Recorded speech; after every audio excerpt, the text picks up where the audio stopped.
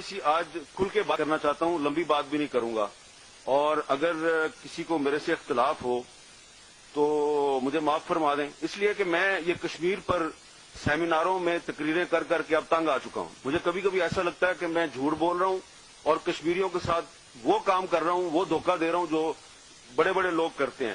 تو اس لیے اگر میری گزارشات کسی کو بری لگیں تو معاف کر دیں, اگر نہیں معاف کرتے تو پھر جو کچھ کرنا کر لیں. بات دراصل یہ ہے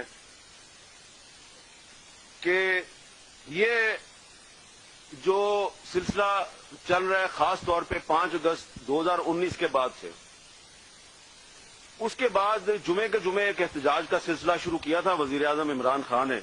اب وہ سلسلہ بھی بند ہو چکا ہے. یہاں پر پی ڈی ایم سے بھی شکوہ شکایت کیا گیا ہے. تو اگر یہاں پہ وزیر اعظم آزاد کشمیر راجہ فاروق حیدر صاحب موجود ہوتے تو میں زیادہ کھل کر بات کرتا, لیکن اب وہ کیونکہ موجود نہیں ہے تو وہ ایک بہت اعلی سطحی اجلاس تھا جو 5 اگست 2019 سے 3 دن پہلے منعقد ہوا اسلام آباد میں. اس اجلاس میں راجہ فاروق حیدر صاحب کو یہ بتا دیا گیا تھا کہ اگلے 2-3 دن میں مقبوضہ جموں کشمیر میں کیا ہونے والا ہے. اس میں 370 کی بھی بات ہوئی, اس میں 35A کی بھی بات ہوئی, لیکن راجہ صاحب نے جو بتایا, جو کہا کہ جناب اس کو کاؤنٹر اس طریقے سے کرنا چاہیے, تو ان کی بات نہیں مانے گی.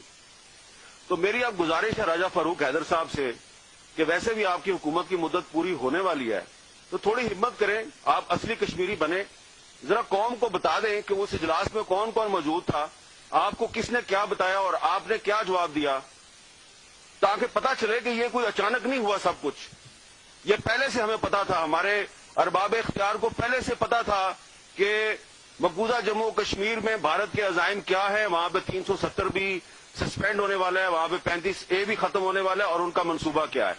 اور اس کے بعد جب وہ ہو گیا تو پھر آپ نے دیکھا کہ آپ کی فورن پالیسی جو ہے وہ جس طریقے سے ناکام ہوئی, اس کا ذکر یہاں پہ ہوا ہے. اب آ جائیں پی ڈی ایم پہ. پی ڈی ایم نے 20 ستمبر 2020 کو ایک اے پی سی کے بعد ایک اعلامیہ جاری کیا. اس اعلامیے میں انہوں نے کشمیر کے ساتھ اظہار یکجہتی تو کیا, لیکن ساتھ ہی ساتھ انہوں نے ایک اور جو کلاس تھی اس میں گلگت بلتستان کے حوالے سے جس طریقے سے انہوں نے بات کی, تو ایسے لگ رہا تھا کہ یہ بھی ایک ڈکٹیٹڈ قسم کا وعدہ جو ہے وہ شامل کر رہے ہیں. کیونکہ آپ کے آئین کا جو آرٹیکل 257 ہے وہ یونائٹڈ نیشنز کی ریزولوشن کی بات کرتا ہے کہ یونائٹڈ نیشن کی ریزولوشن کی روشنی میں مسئلہ کشمیر حل ہونا چاہیے. تو ایک طرف تو ہماری حکومت جو ہے وہ مشرف دور سے آؤٹ آف باکس سولوشن تلاش کر رہی ہے, انہوں نے بھی اس کی خلاف ورزی کی. دوسری طرف جو پی ڈی ایم کی 2 جماعتوں نے جس طریقے سے الیکشن مہم چلائی گلگت بلتستان کے انتخابات میں کہ ہم گلگت بلتستان کو صوبہ بنائیں گے جی پاکستان کا. آپ بالکل گلگت بلتستان کے آئینی حقوق کی بات کریں, آپ ان کے رائٹس ان کو ضرور دیں, لیکن جس طریقے سے آپ نے وہ کمپین چلائی تو یو این ریزولوشن کی تو دھجیاں بکھیر دی آپ نے بھی, حکومت نے بھی اس کی پرواہ نہیں کی. حکومت بھی وہی کام کر رہی ہے. وزیر اعظم صاحب جا کے وہاں پہ اعلان کر رہے ہیں کہ میں اس کو صوبہ بناؤں گا, اور اپوزیشن کی 2 پارٹیاں بھی یہی اعلان وہاں پہ کر رہی ہیں. تو اس لحاظ سے دیکھا جائے تو حکومت اور اپوزیشن کی 2 بڑی پارٹیوں نے جو یو این ریزولوشن کے ساتھ جو کر دیا ہے وہ وہی کیا ہے جو دشمنوں نے کیا ہے. اور اس پر میں ان کے ساتھ ڈبیٹ کے لیے تیار ہوں, اور انہوں نے دونوں نے ایک بیرونی ایجنڈا جو ہے اس کے تحت جو پریشر تھا ان پر, اس پریشر کے تحت انہوں نے سرنڈر کیا. اور افسوس کی بات یہ ہے کہ پاکستان پیپلز پارٹی جو ہے یہ تو مسئلہ کشمیر کی پیداوار ہے. ذوالفقار علی بھٹو صاحب کا تاشقند ایگریمنٹ پر اختلاف ہوا تھا ایوب خان کے ساتھ, انہوں نے پارٹی اپنی کشمیر کے مسئلے میں بنائی تھی, لیکن وہ بھی بڑے فخر سے کہتے ہیں کہ دیکھو ہم نے تو 2018 کے مینیفیسٹو میں یہ وعدہ کیا تھا کہ ہم اس کو علیحدہ اسٹیٹس دیں گے, صوبے کا درجہ دیں گے.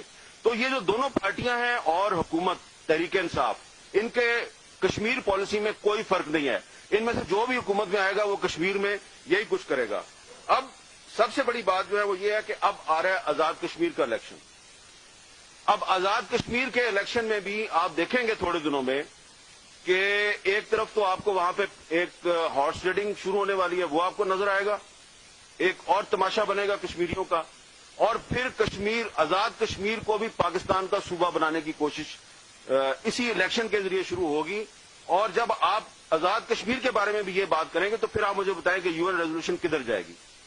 ہم سارے یہاں پہ جو اکٹھے ہوئے ہیں, ہم سب کا اتفاق ہے کہ مسئلہ کشمیر اقوام متحدہ کی قراردادوں کی روشنی میں حل ہونا چاہیے. جب آپ جا کے گلگت بلتستان میں یہ وعدہ کرتے ہیں کہ ہم نے اس کو صوبہ بنانا ہے پاکستان کا, اور اب آپ وہاں پہ کام شروع کر دیا آپ نے کہ صوبہ بنانا ہے ہم نے آزاد کشمیر کو پاکستان کا, تو بات تو ختم ہوگی نا. تو آرٹیکل 257 آئین پاکستان, اس کی آپ سب خلاف ورزی کر رہے ہیں. یہ تمام جو بڑے بڑے ہمارے لیڈر ہیں, ارباب اختیار ہیں, جو بڑے فخر سے کہتے ہیں کہ ہم صوبہ بنائیں گے گلگت بلتستان کو, اور اب آزاد کشمیر میں بھی یہ بات شروع ہو گئی ہے. اسی لیے اسپیکر آزاد کشمیر اسمبلی شاہ غلام قادر صاحب جو ہیں, انہوں نے پچھلے دنوں مظفر آباد میں اس کی مذمت کی ہے کہ اگر میری بھی پارٹی نے یہ کام شروع کیا تو میں اس میں اس کا ساتھ نہیں دوں گا. اور اب ایک اور بات, پھڈا سارا یہ ہے کہ ایک نیشنل کنسنسس کی ضرورت ہے. ایک تو میں نے آپ کو بتا دیا کہ آزاد کشمیر کو صوبہ بنائیں, ایک تو اس پہ کنسنسس کروانا ہے. جیسا کہ پہلے ایک میس میں سب کو بلا کے تو گلگت بلتستان پہ بھی کنسنسس ہو گیا تھا, بجائے کہ پارلیمنٹ میں کنسنسس کریں آپ کسی کے میس میں جا کے کنسنسس کر لیتے ہیں. اور اب ایک اور کنسنسس جس کی ضرورت ہے وہ یہ ہے کہ وہ پرویز مشرف کے دور میں جو فارمولا تھا کہ لائن آف کنٹرول کو مستقل بارڈر بنا کر یہ مسئلہ ہی ختم کر دیا جائے, اب انہوں نے اس پہ کنسنسس کروانا ہے. اس پر پی ڈی ایم کی ایک بہت ہی اہم جماعت کے جو بیک ڈور چینل سے مذاکرات ہیں وہ فی الحال تک ناکام ہیں. اس جماعت نے وہ ماننے سے انکار کیا ہے, اسی لیے بڑا شدید ہو گیا ہے.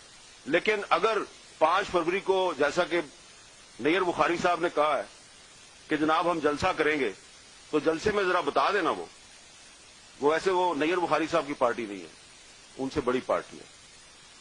اگر آپ واقعی کشمیر کے ساتھ اس کے کاز کے ساتھ مخلص ہیں تو 5 فروری کے جلسے میں بتائیں کہ کس نے آپ کو یہ کہا ہے کہ یہ LOC کو مستقل بارڈر بنانے پہ